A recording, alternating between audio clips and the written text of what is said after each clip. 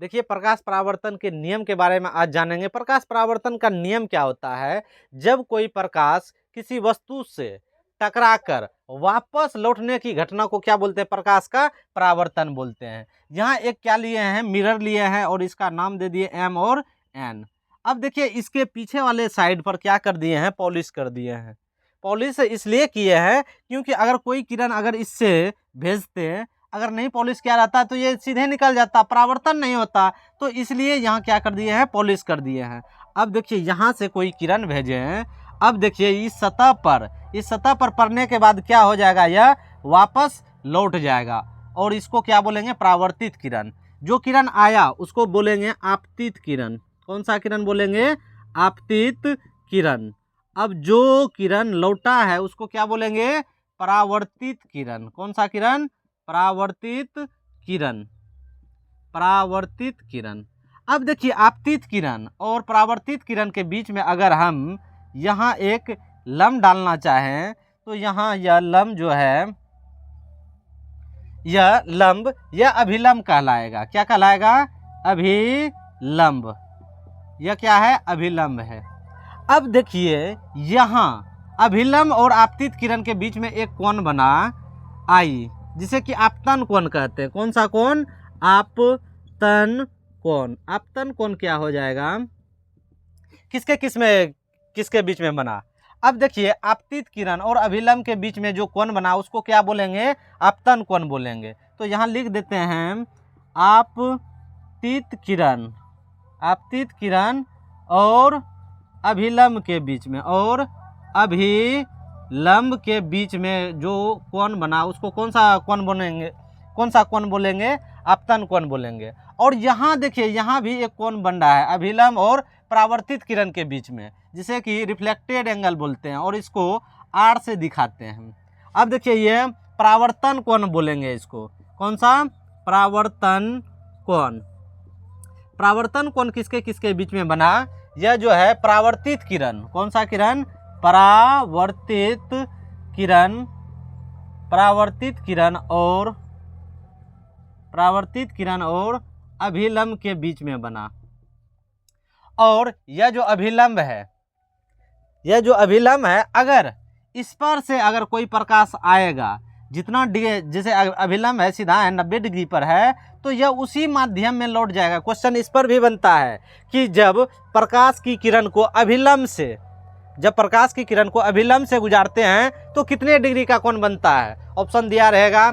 या परावर्तन के बाद कितने डिग्री का कोण बनता है? 0 डिग्री, 90 डिग्री, 180 डिग्री या 360 डिग्री। तो यहाँ क्या हो जाएगा? 0 डिग्री। देखिए जिस माध्यम से आया उसी माध्यम में लौट गया। अब देखिए यहाँ एक चीज समझने वाला है। प्रकाश परावर्तन का नियम जो है, पहला नियम बोलता है जितना आपतन कोण होगा, आई होगा, जितना कोण आई होगा उतना ही कोण क्या होगा? आर होगा। यह है प्रकाश परावर्तन का पहला नियम कि आपतन कोण बराबर होता है किसके? परावर्तन कोण के बारे में यहाँ लिख दिए आपतन कोण। आपतन कोण बराबर होता है किसके? परावर्तन कोण के बराबर। आपतन कोण बराबर होता है परावर्तन कोण के।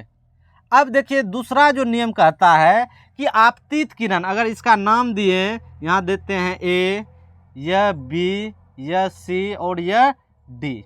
अब देखिए ए बी, यहाँ ए बी आपतित किरण, बी डी अपवर्तित किरण या परावर्तित किरण और सी बी सी अभिलंब, तीनों एक के तल पर हुआ। ए बी आपतित किरण और उसके बाद बी सी अभिलंब और बी डी क्या? बी डी परावर्तित किरण। तीनों एक के बिंदु पर रहता है। देखिए यहाँ इस जगह है, बी के पास है, तीनों एक के तल में है। तो यह जो है ए बी आपतित किरण, बी सी क्या है? बी सी है अभिलंब, और बी डी परावर्तित किरण। यह जो है तीनों एक के तल में है, तीनों एक ही तल में रहता है। इसी को बोलते हैं प्रकाश परावर्तन का तीनों एक ही तल